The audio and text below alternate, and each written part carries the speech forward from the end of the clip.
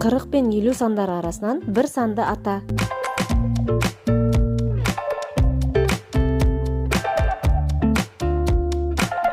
Қырық жеті.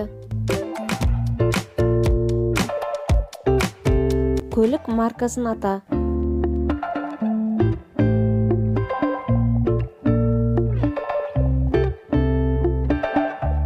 Менің жауабым Мерседес.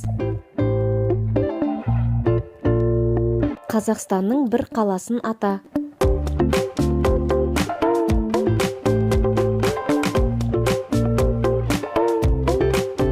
Астана.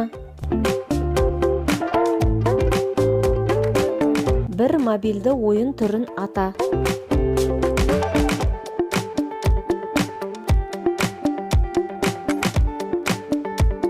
Менің жауабым Roblox.